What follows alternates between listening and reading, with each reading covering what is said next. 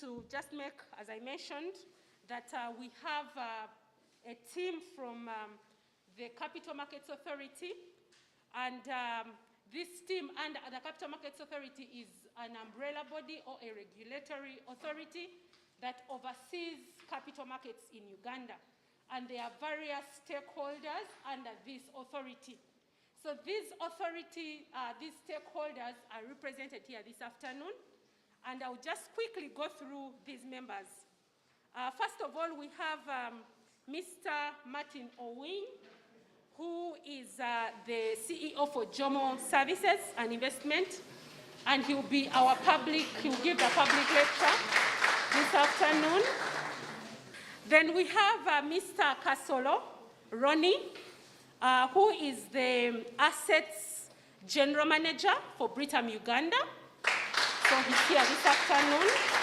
You're welcome. Then we have Mr. Kato Owen. Mr. Kato Owen comes from the ICEA Lions Group. He's the General Manager for Assets Management.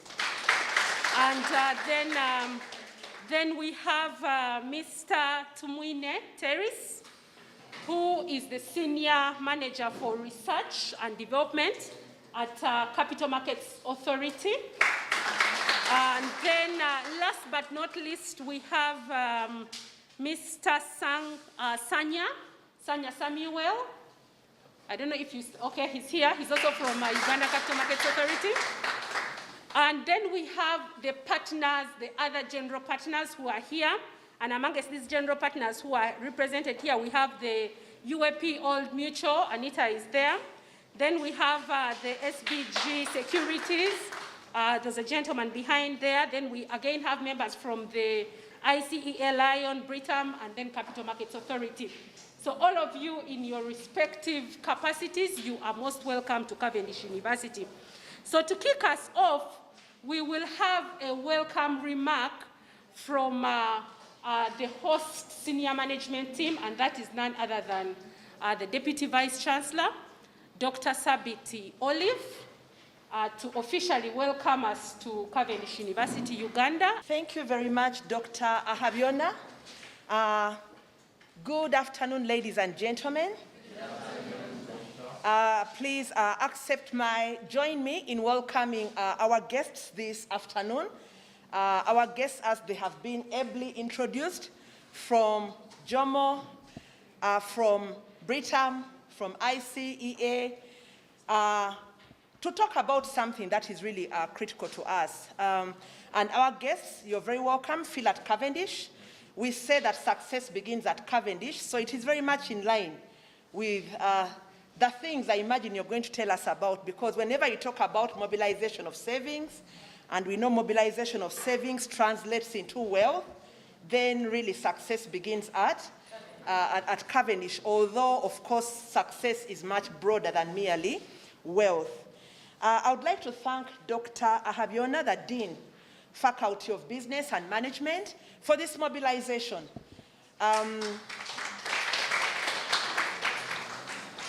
Cavendish University, Uganda, we have a vision, and our vision is to be a center of excellence, innovation, and transformation. And I think we're already on the highway or on the fast track to achieving that goal. For our guests, I know that we may have taken the lot today, but we are actually a market leader in this country of technology-enabled learning.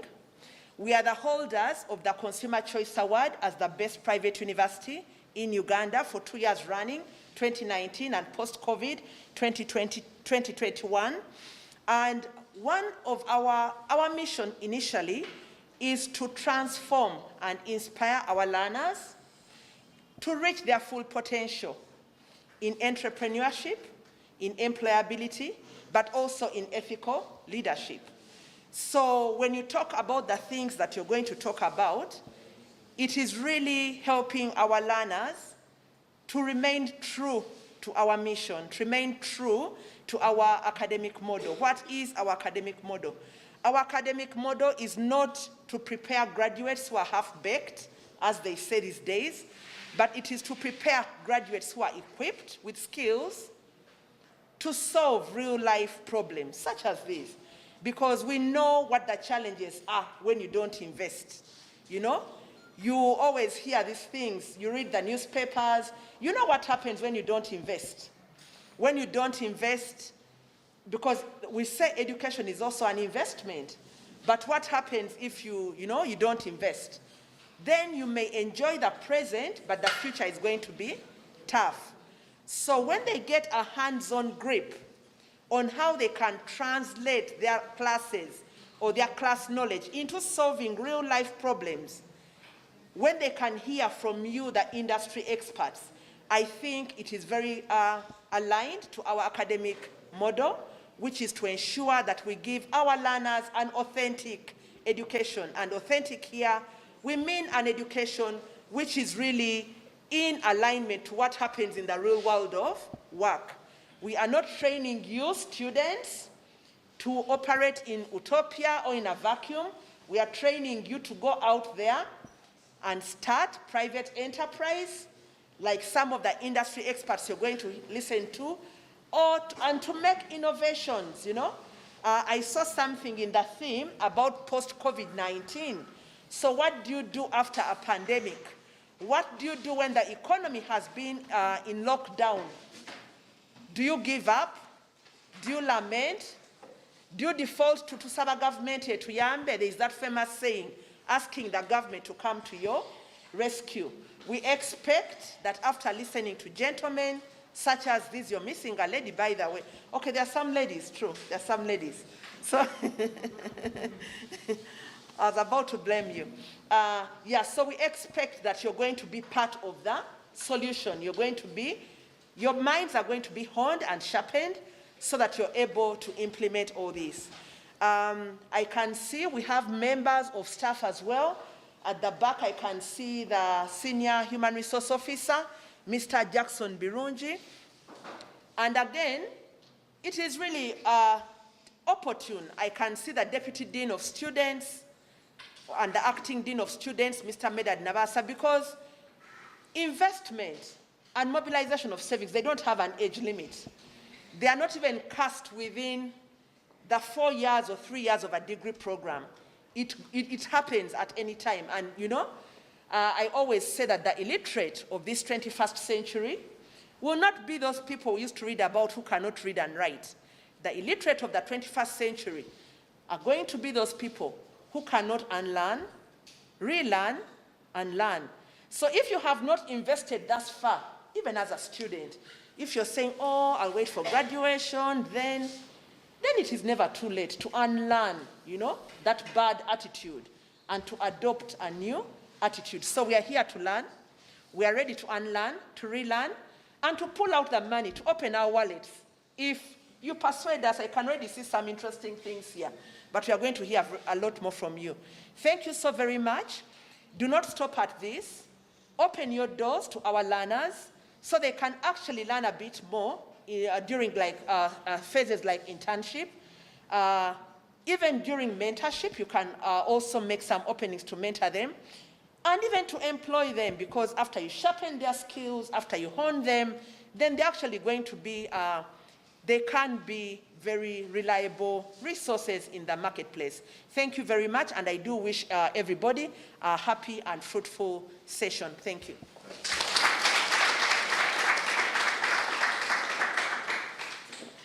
As we continue, I don't want to waste so much time because I don't have it. Allow me to welcome someone from the Capital Markets Authority to come and give a few debrief opening remarks. Then we can proceed, but as he comes forth, please be mindful that behind there we have the other extra partners that I informed you about. They have a lot of literature that you might need to carry home to go home and explain to your families or to the colleagues who are not able to come physically. We will take some, and some, if you have some online, which we can refer to our online learners, it would be nice that you also enroll, you join the links and try to share some of those online information links with them so that they can also read what is there. So don't get out how you came. Please pass by those desks and pick sufficient information. So Mr. Tumwine is here to also give remarks on behalf of Capital Markets Authority. I see the people that are nearest at least have their masks on, so I think it's okay for me to remove mine. My name is Terence Jason Tumwine. I serve with the Capital Markets Authority as a Senior Research and Market Development Officer, and I bring you greetings from the Capital Markets Authority. The management, the directors and staff send their sincere regards, and they express their immense gratitude, Dr. Olive, to the management of Cavendish. We came to Cavendish and we sought opportunity to engage on this very important topic, and they allowed us. Thank you so much. Just a hand clap to management also. Thank you very, very much for allowing us an opportunity. We think savings is an opportunity for us to grow. But what's our core role as CMA? CMA, we stand to protect investors. We stand here to be able to, why we were established in 1996 is ultimately to protect investors. How do we do that? Through producing of laws to be able to regulate these people, through licensing them. Every time they come, all these service providers, we license them. We ensure that they are running according to the necessary guidelines, the regulations that we put in place, and to ensure that ultimately your savings are well managed.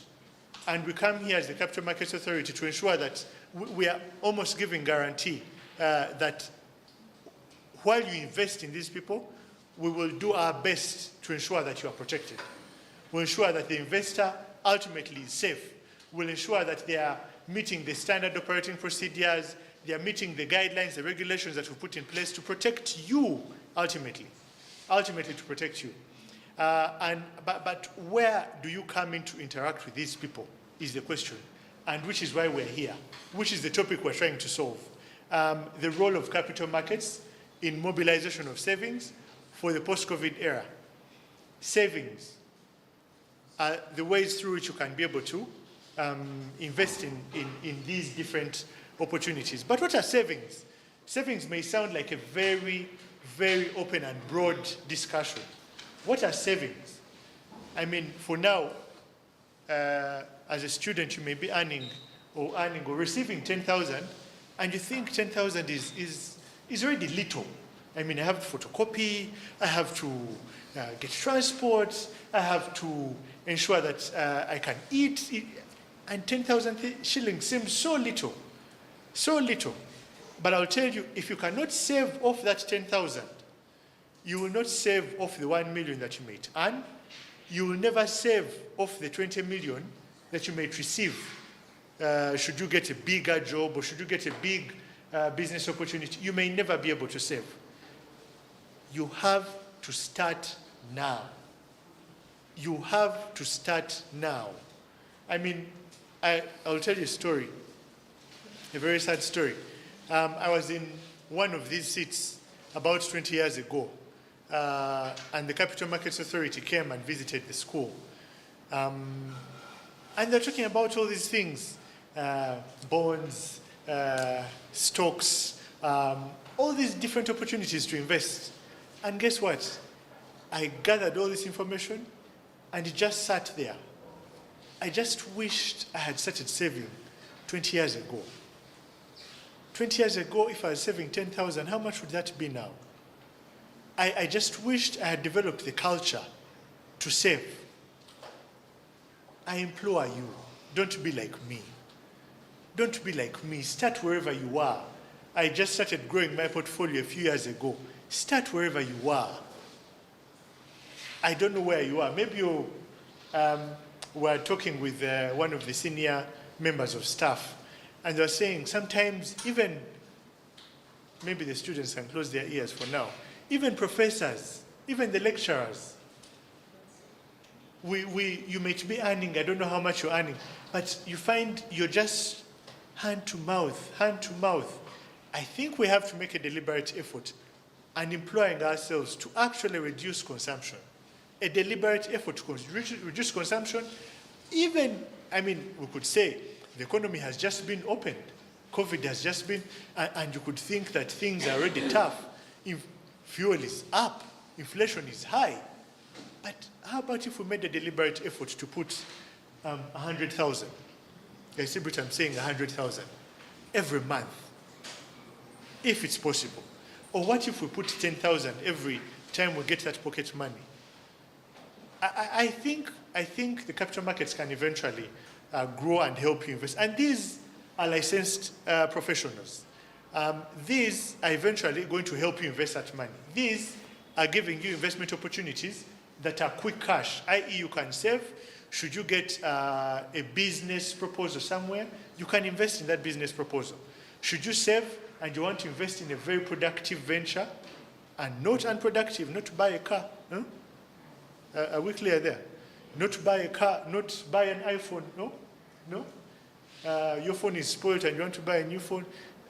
You're investing, spoiled and you want to buy a new phone. You're investing painfully, and that painful money must actually be invested in something more productive. So that's why we're having this discussion. What is the role of capital markets in developing the economy? That's why we're here. And possible research topics are, you can actually think about it. What is the correlation between savings and the growth of the economy? What is the correlation between spending, okay? What is the ripple impact? Or it's just, there's so many things that you can think about. But primarily, I could speak so much, but as a Capital Markets Authority, we are privileged and happy to organize this because it touches to the heart of why we exist. Our reason day, the reason for existence, our justification for existence. So we're here to provide these opportunities, these service providers, and we're happy that Martin shall be able to do a very, very good job to elaborate a little more about this discussion. I thank you, management, for allowing us to come. I thank you for coming and being available, even the people who are online. I just want to say thank you. From the Capital Markets Authority, we express our sincere thanks. My submission. Thank you so much, Mr. Tumwine. So the interesting bit is that, again, I use a scripture from the Bible, from the Proverbs, that says that as iron sharpens iron, so a man sharpens another. So you're here to be sharpened, isn't it? And we have so much today that awaits us. So without further ado, allow me to invite you, Mr. Kato, to give your brief remarks. And then from there, Mr. Kazolo will also come and give your remarks. And then we'll go straight into Mr. Martin Owinyi, the one giving us the public lecture this afternoon. Please, you're welcome. Those that are online and those that are present here. My name is Owen Kato. If you don't mind, allow me to remove this mask so I can be as audible as possible. Owen Kato is my name, and it's an honor for me to be here. I want to thank management for hosting us and the Capital Markets Authority for giving us this opportunity. I represent ICEA Lion Asset Management, which is a subsidiary of the First Charter Securities. This is a large financial services group with lots of interest in banking, insurance, and other manufacturing ventures. We were incorporated about 18 years ago, and we are licensed by the Capital Markets Authority to offer professional fund management services. And this is to individuals, retail individuals like yourselves individually, but also to the corporate. We offer a lot of service to the insurance companies as well, the funds that come through insurance. We do manage that. We do manage private funds, your private wealth, we call it. We also do manage pension funds for those that are working in organizations and you have a certain amount set aside for your retirement. We actually do manage that pension for you. We also have something called the Uni Trust, and this is probably where I'll dwell most. It's a very, very interesting product. The Uni Trust is basically a pool. It's a pool where different investors bring their funds, and these funds are invested in interest-bearing assets, which at the end of the month will give you a return that is distributed equally amongst all those that subscribe to the pool. The Uni Trust is a product that I would think is very important for us, not only the students, but also the management, individually, but also as Cavendish University. If you do have funds that you don't want to deploy in the next 3 or 4 months, or that are long-term, and you don't think you're going to use them, it's better to put them on a Uni Trust account so that you can be able to earn off it. Uni Trust earn or accrue interest on a daily basis. So when you invest, you start to earn. In other words, we are your side gig. I'm sure we all know about passive income. This money that comes while you're minding your other business, it's actually money that's coming to your account, okay? So we do that. We grow your funds while you're carrying on with your other business. They are affordable because for as little as 100,000, you can actually walk out of this room as an investor, okay? For the little ones, I know it's prestigious to be an investor, so you can boast of being an investor at the end of this session when you walk away with a Uni Trust account. Currently, we do manage funds to a tune of about 343 billion, but those specific, the Uni Trust, about 200 billion. And the current client is about 5,000 people that have subscribed to invest in that pool. So it's, first of all, safe. It is affordable.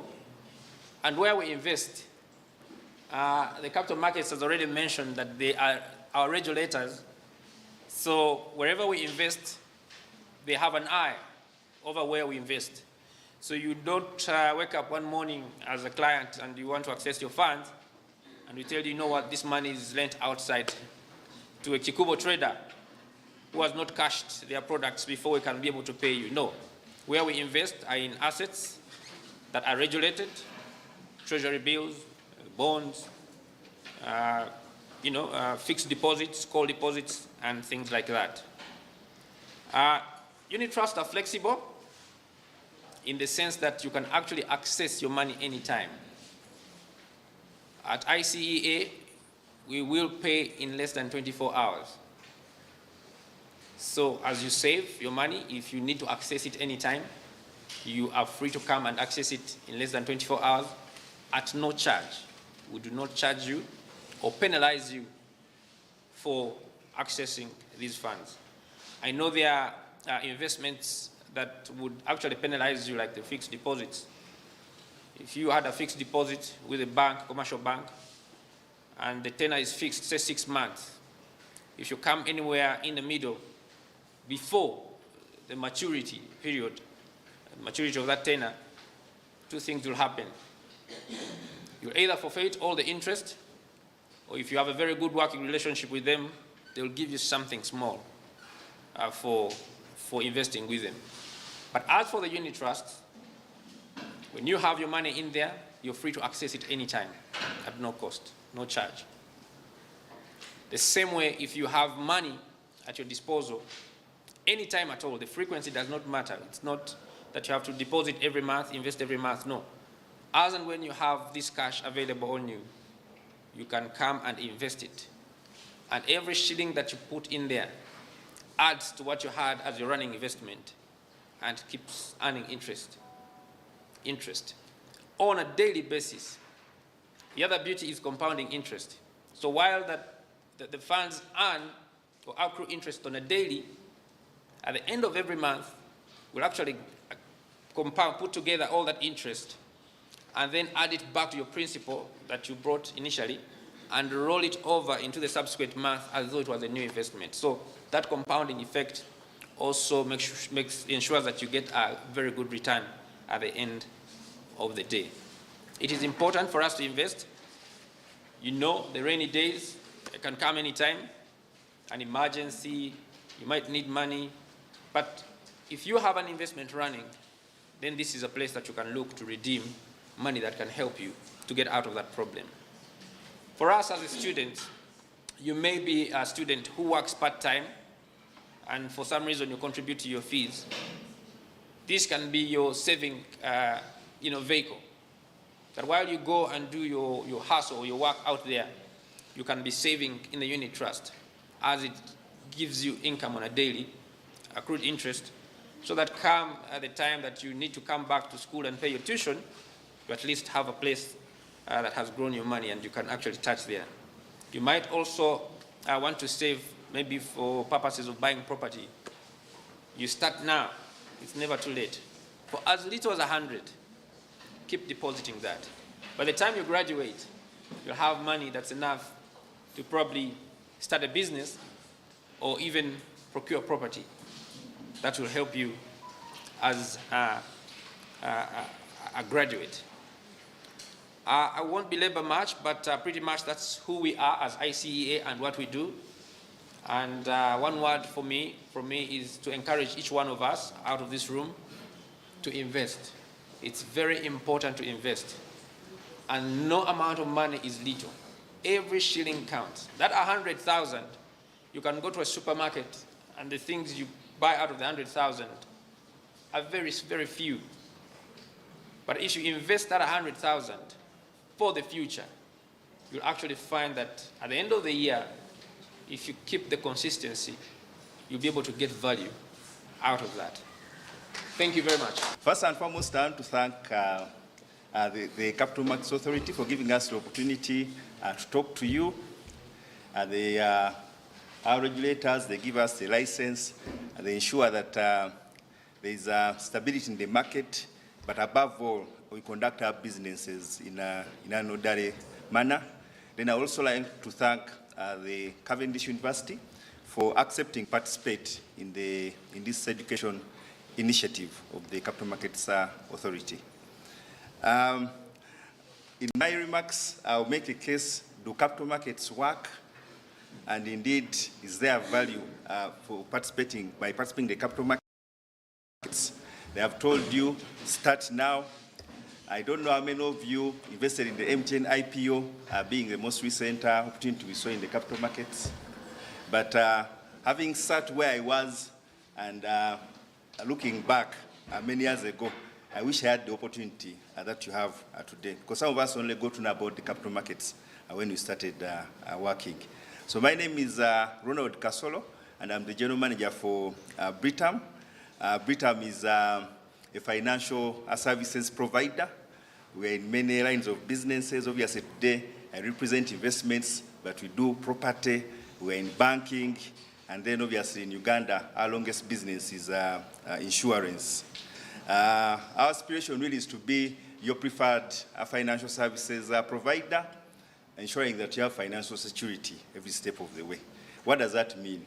Of course, having learned from the COVID environment, we've come to know that it's very important to have an emergency fund, so we'll be able to provide those products that ensure that you have that emergency fund. It's very important to have a safety net as you get to retirement.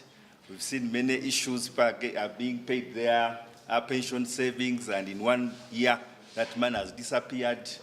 We saw in the COVID times, many people in homes could not cover expenses beyond 1 month, which was very terrible. Obviously, then many companies started laying off staff because they did not have reserves to sustain their staff for even 6 months. So at Britam, that is our goal. We want to make sure we provide those products to ensure that beyond emergency funds, you're also able to have various financial safety nets all the way up to retirement. So Britam, we are in 7 countries. I've mentioned the lines of businesses. We are proud of our brand. In Uganda, we are the only business that is owned by IFC, World Bank. And then we have a number of European development finance institutions that have interest in our business. The likes of the Netherlands Development Finance Institution. We have the UK investment arm, Actis. All of those are investors in Britam. And obviously, we also listed on the Nairobi Securities Exchange, which are very proud of. So to us, that speaks about governance. So governance is very important. So I believe we sit very well with the regulator, given those standards that are set from a global perspective. So having said that, I'll focus on really the case I would like to make today. Do capital markets work? And I'm asking myself, what is the importance of capital markets? And then we'll borrow from the experience of managers, a company I started 5 years ago that has grown to be a number 2 in this market, and at the moment is the fastest growing asset management business. So what we've seen, capital markets are a very good source of capital. When I look back the last 10 years, up until June 2021, about 19 billion had been raised in the capital markets. Obviously, fast forward, when you take the MTN IPO that attempted to raise the same amount of money, you all remember MTN tried to raise 900 billion, but looking at the subscription levels that eventually were released, 70% of that money was raised, which was about 600 billion. So you take 600 billion raised by MTN, and then you add the 900 billion which has been raised in the last 10 years, meaning that companies, the various companies that are listed on the Uganda Security Exchange, have raised about 1.5 trillion shillings in capital. And I think that is impressive. That is a patient capital. Obviously, we know that if you're going to go for a business loan, I think the banks can give you up to a maximum of 10 years. Assuming you have a very successful business with good cash flows, you cannot get beyond 10 years. If you're going to get a mortgage, obviously somewhere around 15 to 20 years, and then most of the personal loans are around 5 to 6 years, if you're lucky. So there's a good case that indeed there's a patient capital in the capital markets. Today we have 17 companies listed. Of those, 9 are local, and we've seen most of them benefit from the capital markets. Some time back, we saw Umeme come and do a rights issue, and that money was used to refinance a loan. So I believe that the loan that Umeme had at that point in time from Standard Chartered Bank had very expensive terms, and the way to mitigate that problem was then to come to the capital markets, raise money, get new shareholders in the business, and be able to pay off that loan. So we can see that indeed capital markets are very useful. Obviously, in terms of states of development, we find that for Uganda, we have a long way to go. Our local companies are currently accounting for 4 trillion. If you take all the companies, you know, Stanbic, Uganda Clays, New Vision, those account for 4 trillion. To put that in perspective, when you add the companies coming from the region, we then now move to 20 trillion. So we see that number now grows 5 times because of the companies that are then cross-listed from the Kenya Nairobi Securities Exchange. So there's a lot of room for growth. However, we've seen many companies benefit from getting refinancing, like what Umeme did. Companies are getting new capital, but also some of the strategic shareholders are able to exit. Of course, for Umeme, you saw that some of the key shareholders from South Africa managed to exit, which was a good opportunity and could only happen through the capital markets. Then we have contractual savings in our markets. We have many pension schemes operating alongside NSSF. Right now, the big topic on our heads is the midterm access. There are long lines at Workers' House. I passed there today. And we see that that money, of course, is coming to the economy. And that money, what some of us actually now are doing, we are talking to those people to ensure that then they're able to tap into the opportunities in the capital markets. And that will take me to the second importance of the capital markets, because capital markets provide alternative investment avenues. Obviously, my colleague has spoken about the Uni Trust funds. Those are very good because daily income, but then anyone can invest from as little as 100,000, but also we have some of our competitors where you can invest from as low as 10,000, and then obviously now with financial technology, the cost of distribution of financial services has come down significantly, that even with 5,000 you can invest. So the compelling case to start now, please embrace it. Start now. When you invest, there are compounding effects that your money now grows, grows as you keep topping up, and then you're adding interest on interest, then your contributions are growing, and at the end of the day, then you can have financial security. So some of the options that we have, I know in the key presentation, those will be spoken to. Away from the Uni Trust funds, we also have shares. I've spoken about the listings, MTN, Umeme being some of the few examples, but of course you'll get to see many other examples. So as Britam, at the moment we are managing about $2 billion US dollars between Uganda and Kenya. In Uganda alone, for the last 5 years, I'm now controlling about 1 trillion, and that 1 trillion is coming from about 2,000 investors. So these are people like you.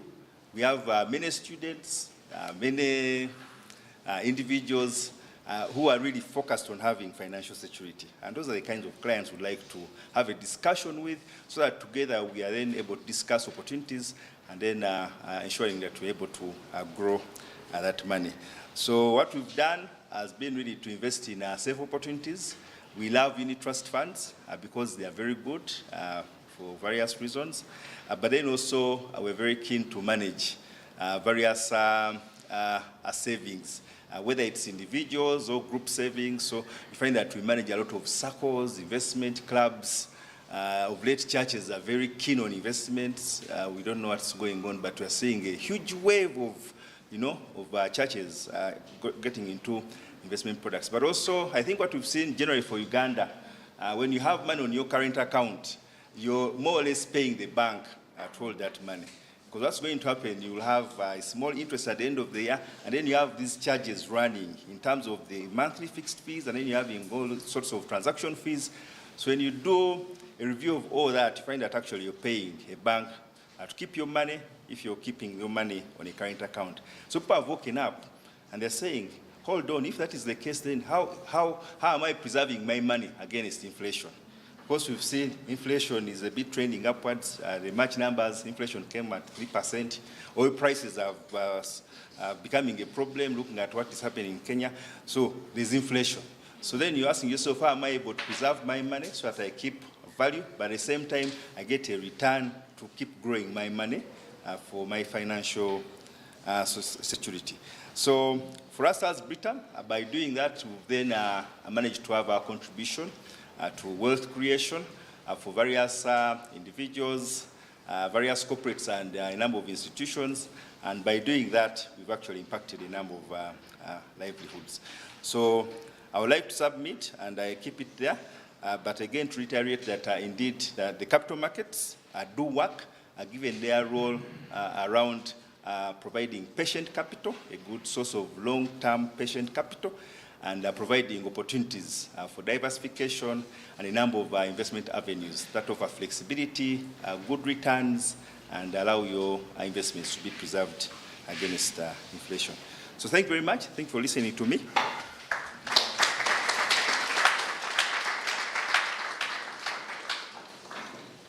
Thank you so much, Mr. Kasolo. So I don't know if you are taking notes as I'm taking notes, but in the interest of those who are coming late, who are not taking notes, 3 key things are outstanding. Start thinking investment. Every coin can be invested. And once it is invested, it shall be compounded, meaning it will grow on a daily basis. And then he hinted on something very, very vital, and I added something else. He talked about financial security.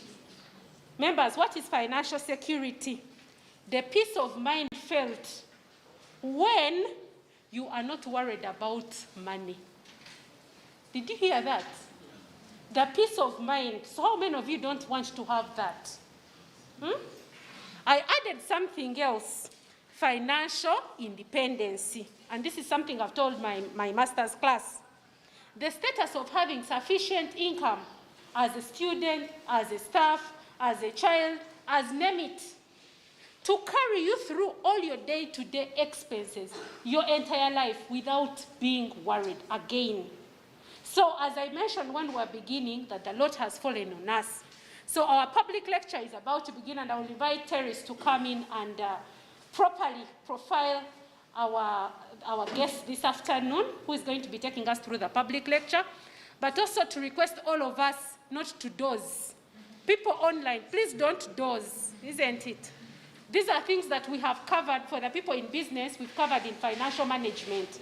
We are lucky we are practicalizing these issues. As I listened into the CEO speaking, I felt that everyone should actually be on this call because we are getting the actual issues that are happening in the marketplace.